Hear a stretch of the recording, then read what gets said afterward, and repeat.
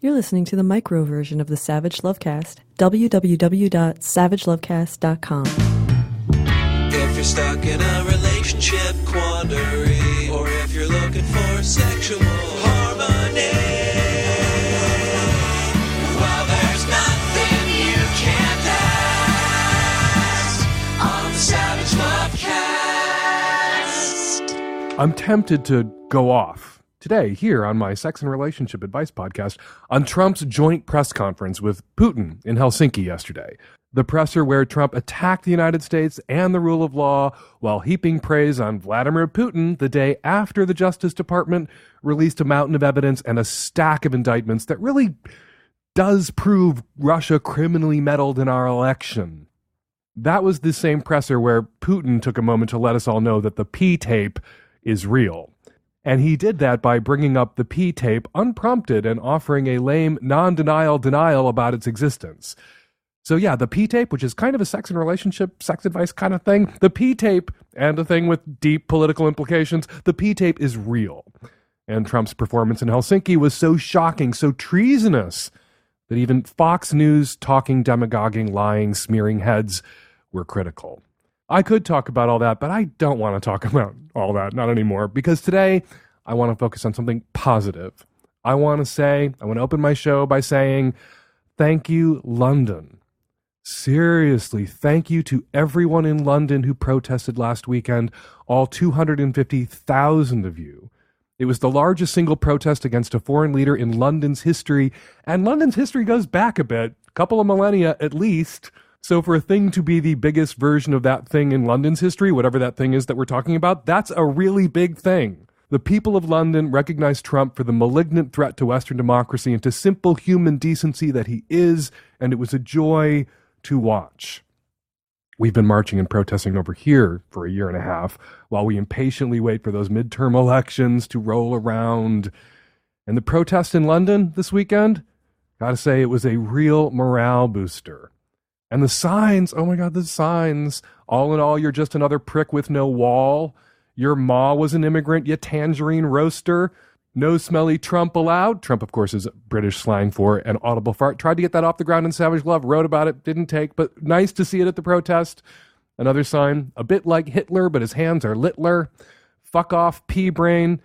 And my favorite, we heart the U.S., but dislike pussy-grabbing, fake-tanning, saber-rattling, serial philandering, white supremacist pandering, compulsive lying, First Amendment-defying, corporate whoring, hate-mongering, no-shaming, infant-detaining, immigrant-blaming, Putin colluding, climate change denying, asinine, prevailing, overprivileged, draft dodging, underperforming, inheritance squandering, insecure, infantile, business failing, snake oil selling, small-minded, tiny-handed, semi-literate celebrity demagogues. That was genius.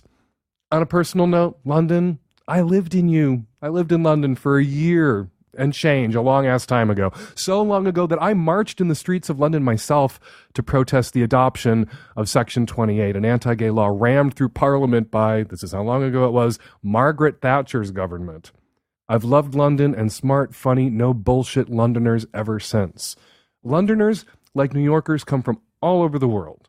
So in a very real way, that crowd in the streets of London this weekend represented not just the people of London or the people of the UK, but the people of the world. There were immigrants from all over the globe in that crowd, including thousands and thousands of American expats. There were also tons of ITMFA t-shirts in the crowd. People were sending me screen grabs. Appreciated it. And also in that crowd, joy, positivity, a sense of humor, and a real sense of connection. And I got to say, that's what got us through the darkest years of the AIDS crisis, which is when they threw Section 28 at us in the United Kingdom. And it's what's going to get us through these dark years. So that really helped. Thank you again to everyone in London. This may be our darkest hour, and you came through for us this weekend. Thank you, thank you, thank you. All right, coming up on today's show, on the micro edition of the Savage Lovecast, free with ads, tons of your Qs, lots of my As, and coming up on the Magnum subscription edition of the Savage Lovecast, which is twice as much Savage Lovecast with no ads. You can subscribe to it at savagelovecast.com. Dr. Debbie Herbenek from Indiana University joins us to discuss dating while being a sex researcher and how that might complicate your romantic life. That's on the Magnum. This episode is brought to you by Movement Watches. Good-looking watches, bracelets, sunglasses, and gifts at great prices. Get 15% off today with free shipping and free returns by going to mvmt.com/savage. This episode of the Lovecast is brought to you by the good folks at Squarespace. They make it easy to build a beautiful website, blog, or online store. Head on over to squarespace.com/savage for a free trial. And when you're ready to launch, use the offer code SAVAGE to save 10% off your first purchase of a website or domain. This episode of the Savage Lovecast is brought to you by Boll and Branch, luxury, affordable, fair trade certified sheets. Get $50 off a set of sheets plus free shipping by going to bollandbranch.com and entering SAVAGE. Hi, Dan. I'm a 27-year-old lesbian who lives in Brooklyn. My question is more broadly about feminism and more specifically about the extent to which it makes sense for me to get involved in my parents' marriage. My parents are both supportive of me being gay, but my mom is way more supportive than my dad, who often tries to make jokes about gayness as well as gender, I think because he's self-conscious about his ability to engage in these topics. Also, he never helps my mom in the kitchen, and it makes me angry that he makes her get up and get food for him. And last week, I was really close to telling him to get his own fucking pizza rather than making my mom get it, but I feel like that isn't my place. I did tell my mom she needs to teach him about feminism, and she said she knows. What do you think? Should I talk to my dad or stay out of my parents' marriage? I generally come down on the side of stay the fuck out of your parents' marriage. The fact that your parents are still married after all these years, when most people's parents, at least in my social circles, tend to have divorced long ago, is a sign that maybe something's working. And who knows what's up with your mother, maybe being ordered to go get her layabout husband another slice of pizza turns your mother on. Who knows, maybe your parents are in a DS relationship. Is that something you want to pry out of mom in a heart-to-heart conversation?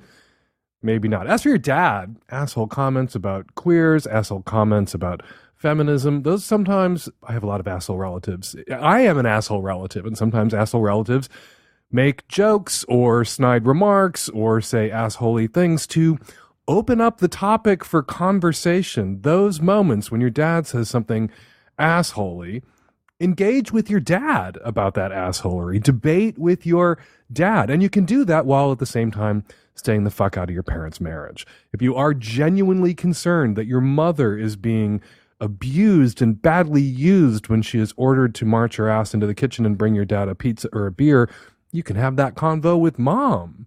Mom, bothers me when dad orders you around. And then see what mom says. Maybe it bothers her too, and she needs to link arms with you and stage a little intervention with her asshole husband, also known as your asshole dad. Or maybe she's fine with this. Maybe she likes this. Maybe this is one way your mom takes care of him, and there are lots of ways your dad takes care of her, and it is a back and forth, even if you don't perceive the back and forth. But stay the fuck out. That said, you can stay the fuck out and still have a convo with your dad. When he says assholey things, you can engage, and you can have a convo with your mom and express your concerns, while at the same time staying the fuck out of their marriage. And that may seem like a contradiction. Stay the fuck out, have the conversations. You can have the conversations, you can express your concern, you can engage, you can tell someone you're worried about them, while at the same time not staging some sort of massive intervention, not having a throwdown with dad or dad and mom telling them that things in their relationship have to change because things in their relationship don't quite align with your feminist principles, and the kind of egalitarianism you would like to see modeled in their relationship is absent. Yeah, don't go there. Have the convo and then let them sort their relationship out themselves. No need to intervene in that aggressive way unless there is abuse, unless your father is emotionally, psychologically, or physically abusive, in which case an intervention is absolutely required, in which case you must get involved in your parents' marriage. But if they're just interpersonal dynamics that leave you feeling uncomfortable, yeah, no intervention, no big fucking throwdown. That's what I mean by stay the fuck out. But you can pull mom aside, you can have lunch with mom alone and say, there are things in your relationship with dad. Sometimes give me pause. How do you feel about them? And if she's at ease and peace with these dynamics, butt the fuck out. Resume butting the fuck out. Make your gentle inquiries around the margins, but otherwise, stay the fuck out. Because careful if you pry into a relationship that there are issues, there are things that annoy you, particularly if it's your parents' relationship. Careful if you pry, because You might find out some shit about your parents that you would rather not know. Hey, Dan. I've been casually seeing a man for the last handful of months. We don't see each other often, so in those months, we've only seen each other probably a total of 5 or 6 times. And it's been fun. He's very nice, and a couple of the times that we've been together, we've both gotten super hammered, so the sex was, acceptable because I was too drunk to really have any demands. Here's the problem. Yesterday I saw him and I decided to bring up to him that I had been frustrated because the previous time we hung out, he came over, I gave him head, and then he just left after he came with no regard whatsoever to my orgasm. So yesterday we saw each other and I brought it up to him and I asked him, do you not enjoy eating pussy? What's the deal? And his response was, I'll only eat it if you get right out of the shower. So my question is this bullshit? I mean, I think it's ridiculous, for starters. Second of all, it made me feel like I discussed him. And third of all, it kind of takes away from the spontaneity of sex. Like, I don't really want to be sleeping with someone who can't be in the moment. And I need to get my pussy eaten, goddammit. And I don't feel like I should need to have to take a shower first. Anyway, my question is this enough of a reason to stop seeing someone? That first time that he blew a load down your throat and then jumped up and grabbed his pants and left, that was a good enough reason to stop seeing someone. You could have cut it off there. Obviously, you're still interested in him. You're still attracted to him. Otherwise, you wouldn't have inquired about his deal with your pussy. And I want to weigh in and say, yeah, his demands are unreasonable. Although I don't know what your personal hygiene practices look like exactly. Are you a once every other week shower type of gal? They're out there in the world. I sat next to one on the subway just the other day. If you are that girl, the once every other week shower type, I don't think it's unreasonable for him to say, hey, take a shower. I've told women who go down on men who don't practice good personal hygiene that they can say, yeah, I will suck your dick after you get out of the shower.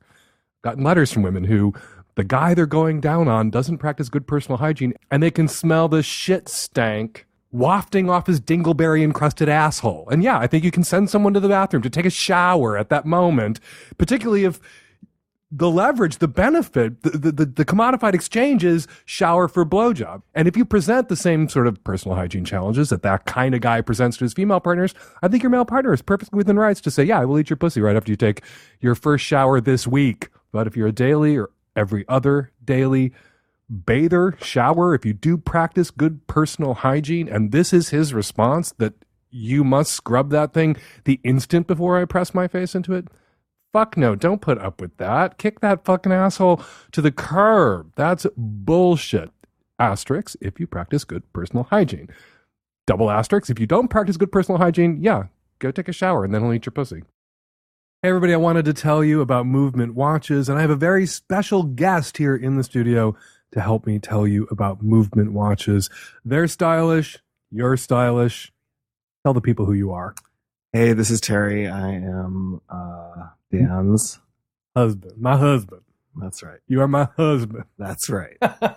And you are wearing right now your Movement watch.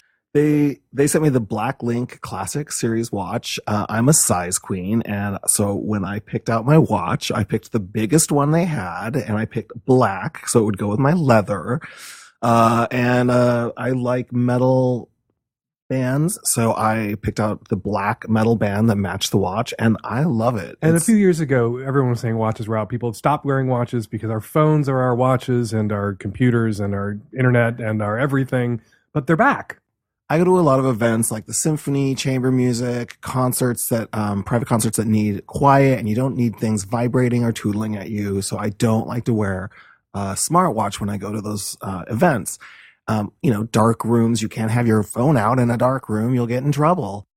So I don't like to have a smartwatch or my phone out all the time. They're distracting. And the Movement watch is absolutely perfect. It's big. It's readable. And it's elegant and looks totally refined. It goes with my leather and it goes with my tuxedos. It's the perfect accessory for everything. And they start at just $95. At a department store, you're looking at a $400 to $500 watch. Movement gets you that watch for under $100. They're all about looking good and keeping it simple. And they won't blow your wrist up with text messages when you're at the dark room behind the symphony. Is that right? Is that how that works? Yeah, something like that.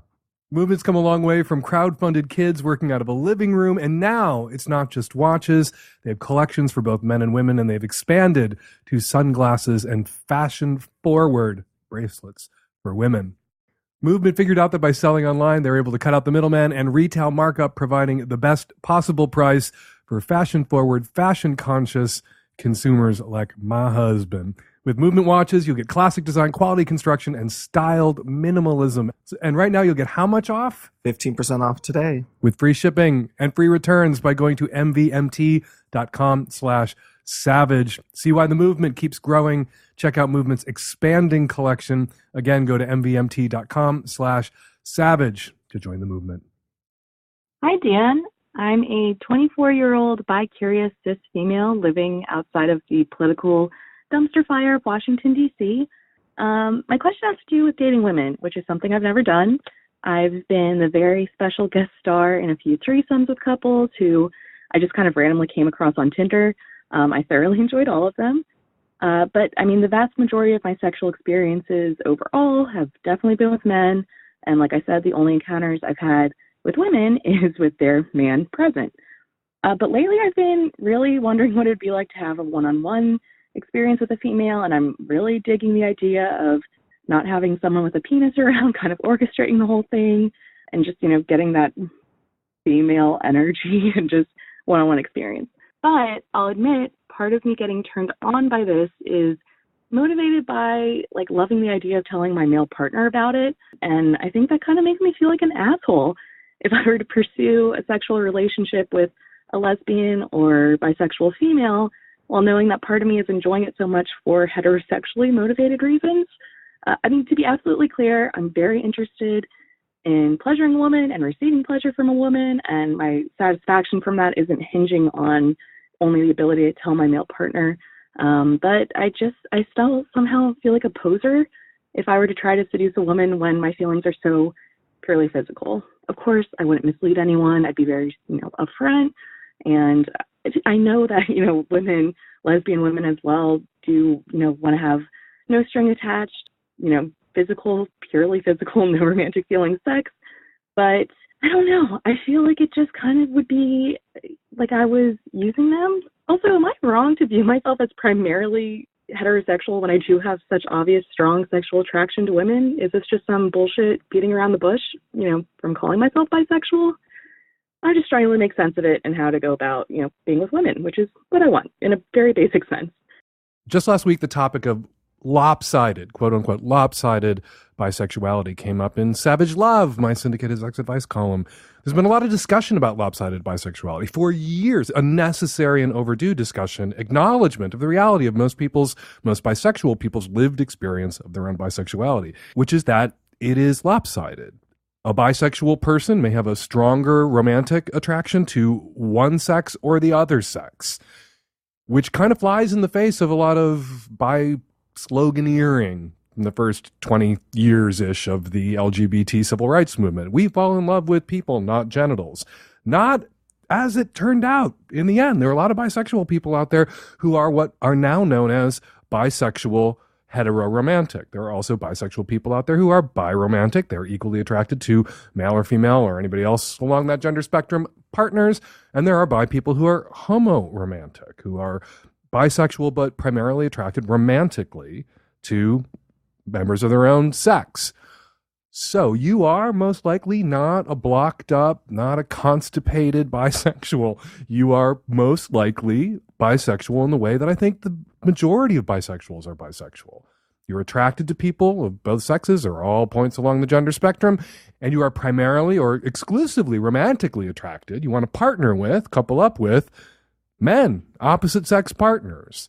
That is common. It does not disqualify you from identifying as bisexual or putting yourself out there. Robin Oakes, bisexual activist, crafted this expansive, multi-sentence, paragraph-long definition of bisexuality that really captures you and I think most bisexuals out there. I call myself bisexual, Oakes says, because I acknowledge that I have in myself the potential to be attracted romantically and or sexually to people of more than one sex and or gender, not necessarily at the same time, not necessarily in the same way, and not necessarily to the same degree. That's you. You fit in Robin Oak's definition of bisexuality, which is the operative, I think, and best definition of bisexuality floating around out there right now. When you go out there seeking sex with women, solo on your own, not unicorn style, just be honest. Just put it out there that you are sexually attracted to men and women, but romantically, it's men for you. And then the women that you're attracted to, lesbian or bi, who might want to get with you, they can opt in or opt out. If what they're looking for is romance, if they're attracted to you in that way, if they want a relationship with you, they'll know, because they'll be fully informed, because you will tell them that they shouldn't fuck you. And you will sift through the available bi and lesbian women until you find the women, and there will be lots of them out there who want to fuck you and don't want to date you. Hey everyone, sooner or later, you are going to need to build a website.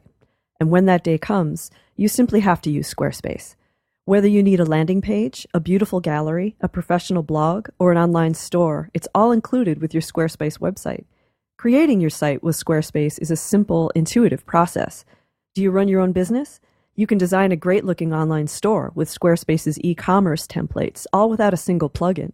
Are you working on a political project? God, I hope so. Use Squarespace to get your organizing done. Everything is optimized for mobile right out of the box, and they have great analytics so you can see how your project is growing. So make it yourself with the help of Squarespace. Head on over to squarespace.com/savage for a free trial, and when you're ready to launch, use the offer code SAVAGE to save 10% off your first purchase of a website or domain. That's squarespace.com/savage, and use the offer code SAVAGE. Hi, Dan. I'm a 20-year-old married woman living in the Midwest, and I guess I would like to preface this question by saying to all of the other young listeners out there that, yes, Dan's right, getting married really young is a big mistake.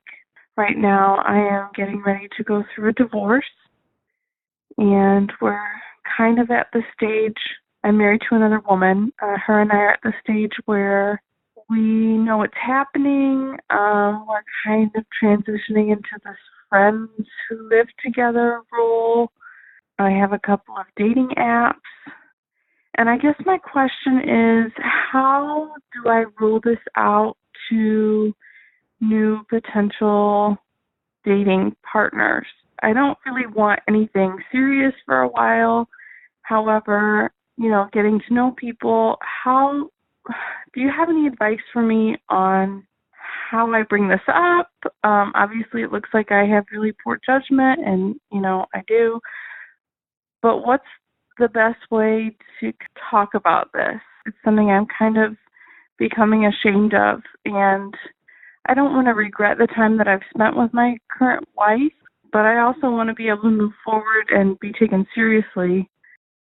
I wish I could have been there. If you had invited me to the wedding, I would have shown up and slapped the rings out of your hands.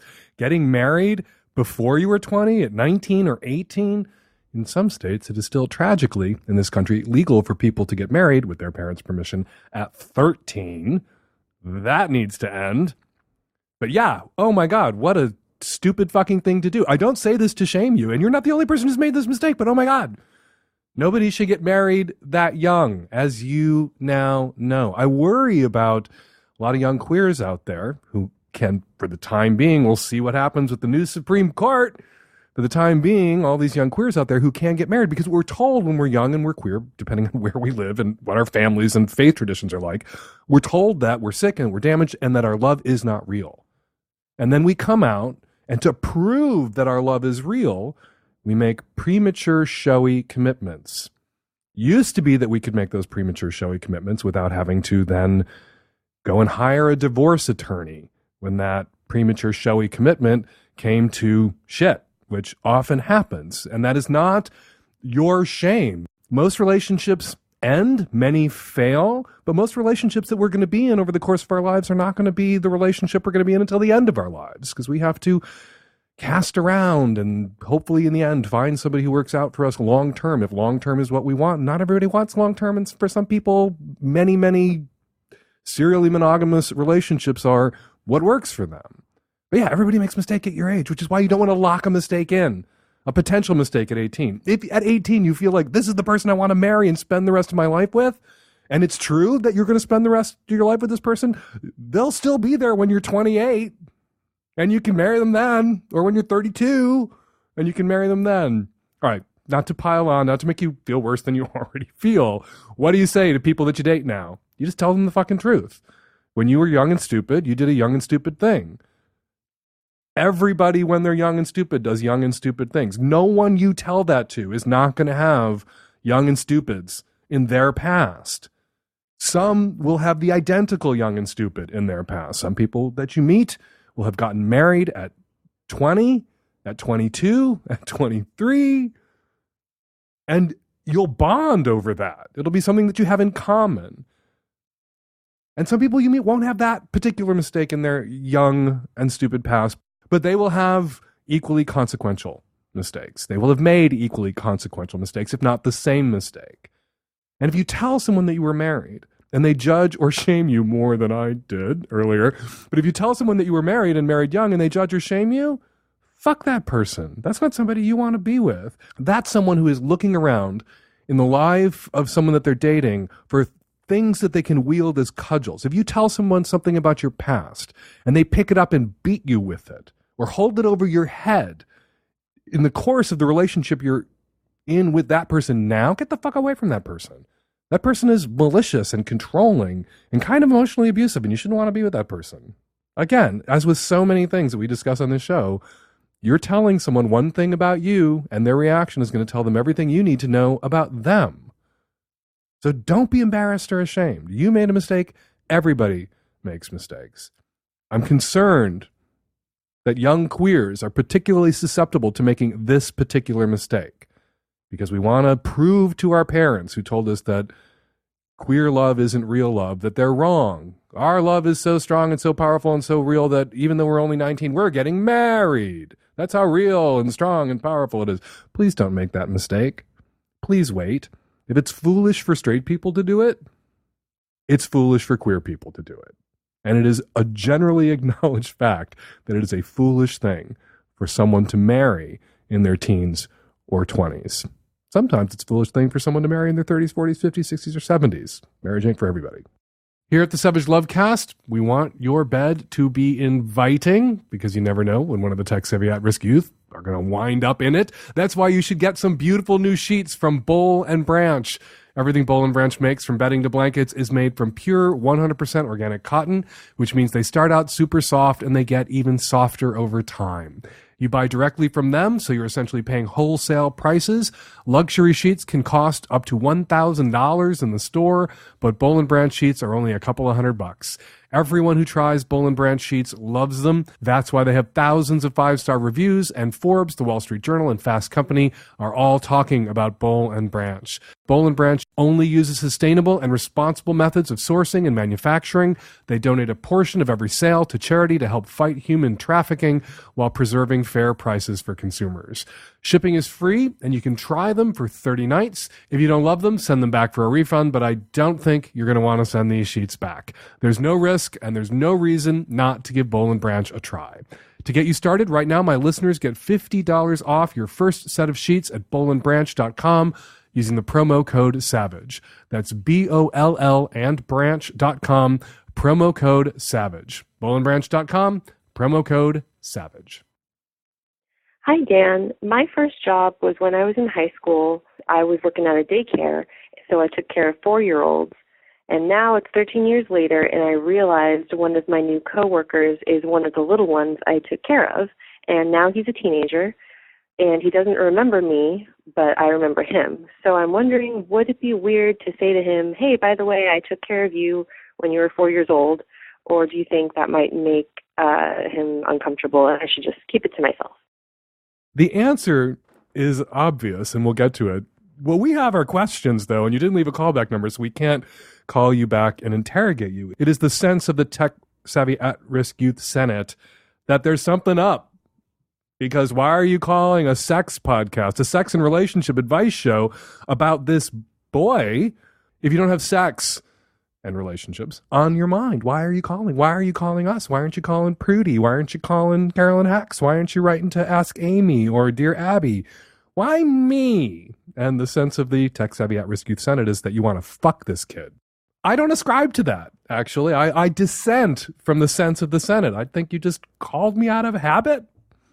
I think you called me because you listened to the show and the number was stuck in your head, 206-302-2064. It was just stuck in your head, and I was the first person that came to mind. I don't think you necessarily want to fuck this kid. Looking at the timeline, doing the math, you are roughly 29 or 30 years old, and this kid is 17 or 18 years old. I do not think, and here's the advice part of the response, I do, as opposed to the insinuation section of the response, I do not think that you should go to this kid and say, hey, I remember you when you were 4. He's a teenage boy, probably at his first job, where he may feel a little insecure about his youth and inexperience, and having a coworker come up and say, I remember when you were shitting in your diapers, I remember giving you a juice box, is probably going to make him feel more self-conscious. What 17 and 18-year-olds, particularly at their first job, want more than anything in the world is to be perceived as a grown-up, as an adult, as capable and competent. And you throwing it out there that, hey, I remember you when you were 4. I was taking care of you when you were 4. I was picking snot off your nose and helping you wipe your ass when you were 4. Will hamper that. Will make it a problem. Make it more difficult for him to be perceived the way he would like to be perceived, which is as a grown-up.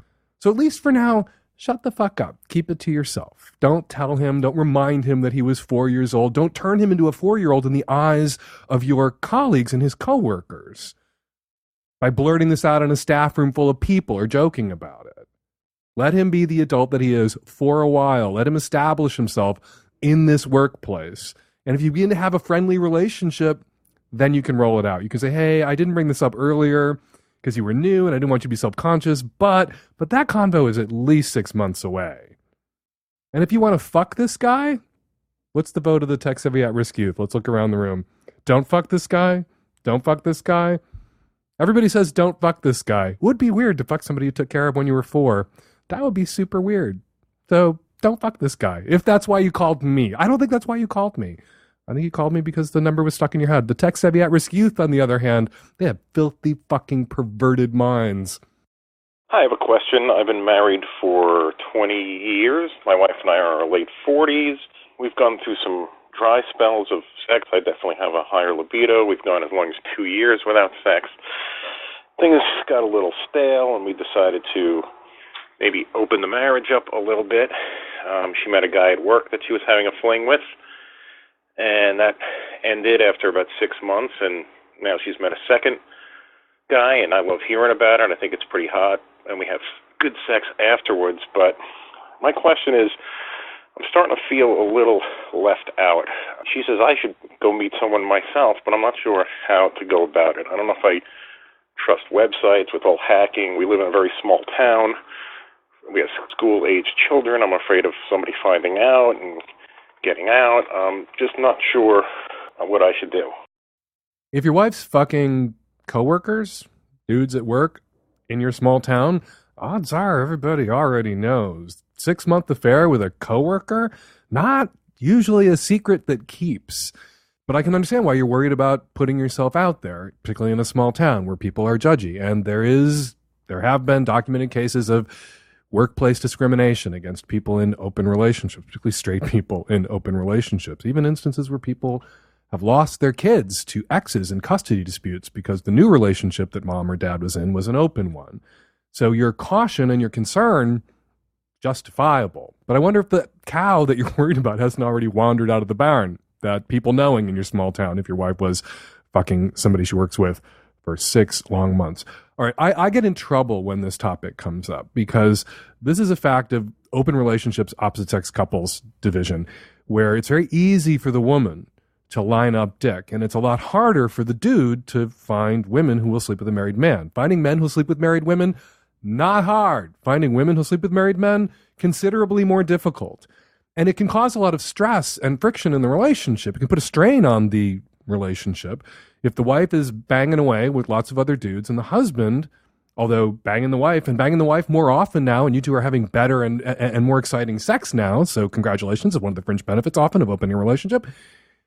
The husband feels deprived and stews and feels neglected and begins to resent the wife for her romantic or sexual success with others while he is home alone with his dick in his hand. I think if the wife is interested in the open relationship succeeding and her continuing to have the freedom that she obviously enjoys, your wife, to have the freedom she obviously enjoys, that she should give you an assist, that it is in the best interest, not just of the dude in the open opposite sex relationship, for the wife to do what she can to help him, but for the wife. It's in her best interest too, if she wants the relationship to continue to be open and joyful, as opposed to stressful, and then a lot of resentment coming in, and then conflict and fights, and the relationship ultimately closing up again. So, it might be a good idea, not just for you, but for your wife as well, if your wife attends some swingers events with you. Even if she's not going to sleep with anybody else, if she's got her boyfriend on the side and she just wants you too, she can still go with you. Because single men can't go to swingers events typically by themselves. So attend with you. Also, if you put yourself out there on apps, or you take out a personal ad, or you meet someone, it can be very helpful if the wife vouches for the husband. If your ad on your app that you're in an open relationship and you're seeking extras includes your wife and access to your wife, links to her account too, so that anyone you're interested in, who's interested in sleeping with you, can verify that you're in an open relationship and they aren't being lied to and aren't party to an infidelity, that can go a long way as well. I get in trouble. People get mad at me. Women shouldn't have to do this extra labor to help their male partners get laid. Yeah, I get it. They shouldn't have to. My point is they might want to, because if the wheels come off that open relationship that she's enjoying, she may not be in that open relationship for much longer. It may lead to the collapse of the primary relationship, or her primary partner may insist on closing the relationship up again because the jealousy and the resentment is too much. So, yep, I agree. Doesn't have to, but might want to. Hi, Dan. I'm a 26-year-old male-identified homo from New York. I've been listening to your show on and off since I was 15, and I have to say you are a true American treasure to us all. Please forgive me if this question has been addressed 1,000 times before, but I was hoping you could impart some wisdom on the art of fisting. Up until a few weeks ago, I had never tried anything bigger than a toy with a 6-inch diameter, but my curiosities took hold of me, and I went down the rabbit hole, literally. I got a few larger toys and have had some incredible solo sessions with just hands, and finally managed to take my entire fist the other week. It's honestly so much fun, and the stretching really turns me on intensely, and I'm eager to find the right partner to do it with. But my dilemma is that since this experimentation, I've had sex bottoming with a few guys of varying sizes, ranging from super, super big, like really big, and a little below average, some others. And I have to say the dicks did not feel quite the same as they had pre-anal stretching adventure. They felt good, but my ass stretched open and fully relaxed so much more quickly and easily that it almost felt unsatisfying, I hate to say. From all that I've read and learned, I have the impression that the general consensus around fisting is that your hole just kind of snaps back shut after play, unless you really traumatize it, and you're just able to handle larger toys and dicks more easily. But your tightness, quote unquote, doesn't really get compromised. You just kind of go from JV to varsity in the anal experience arena. I just don't feel my ass gripping the dick like it did before. I'm really good at relaxing my body, but maybe now I've trained it to relax too much. Do I do Kegels, or maybe try taking a month or two off in between sessions?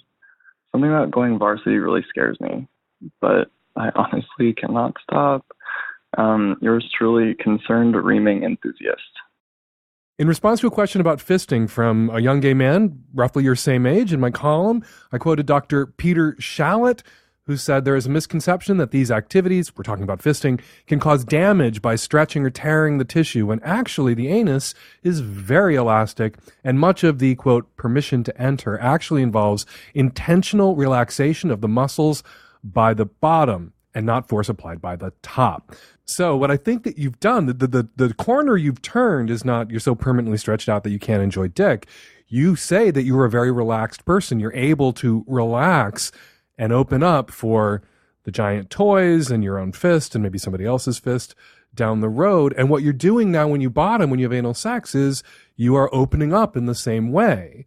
You need to bear down. You need to do your Kegels. I think if you're fisting on the regular, I think if you're not fisting on the regular, it's a good idea to do your Kegels. I never get fisted. I do my Kegels. Do your Kegels. But you can intentionally relax and open up. That's what you've learned, and you're experimenting with toys and increasingly larger toys. And what you've got to do now is bear down. The opposite of relax. Not tense up so that bottoming is painful, but grip. Close up. Do the Kegel with the dick in your ass. Shut it down. Grip it. Grab it with your sphincter. You can do it. So you've trained yourself to relax and open up. You've got to train yourself to know when not to relax that much, not to open up that much. So anal is still pleasurable for you. May not be as pleasurable for you going forward as fisting in large toys, not because the physical sensations are any different, but because the psychological sensations are better with fisting, that you like that bigness thing. That bigness thing trips an erotic trigger for you that just dick, even a very large dick, can't trigger. So it's possible you may be one of those people who toys and fisting is the ultimate and anal's okay. And you found your ultimate, and now everything else pales in comparison. It doesn't mean the stuff that pales in comparison isn't as good as it used to be. It's just the new thing that you've gotten into is better.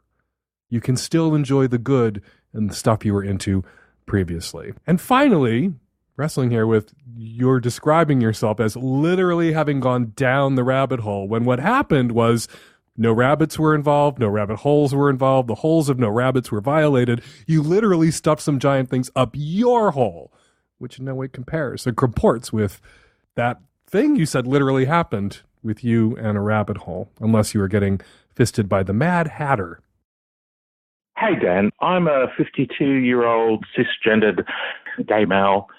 And tonight I was having sex with a young man, and I was bottoming, and all of a sudden I felt a thermometer in my butt.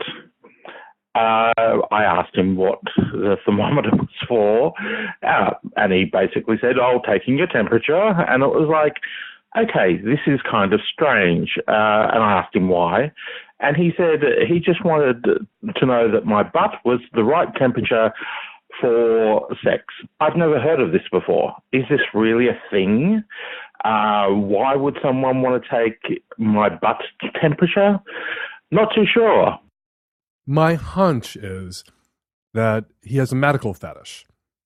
And rather than confess that he has a medical fetish to you, he pulled out of his own ass this other explanation that literally makes no sense. Wanted to make sure your ass is the right temperature. What is your ass, a chicken cutlet? So you're going to get salmonella from your ass if it's not thoroughly cooked? No. But he's probably struggling with kink shame. Some people struggling with kink shame will do this thing. Well, they will explain their turn on in terms that are more off-putting than just owning the kink.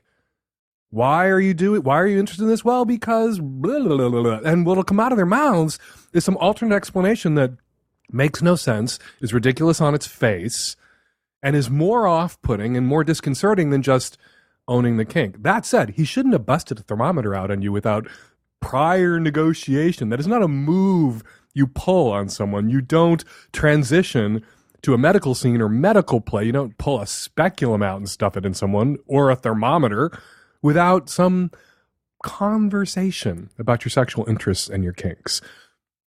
So, the guy is deeply weird, deeply conflicted, deeply inconsiderate, and not a good sex partner, and you shouldn't fuck him again. And if that guy's listening, or if you, caller, send him a link to the show so he hears, hey, dude, own your medical fetish. Don't freak people out by stuffing thermometers in their asses to make sure that they're the right temperature. There's only two things people are going to take away from that. Your nuts or your nuts.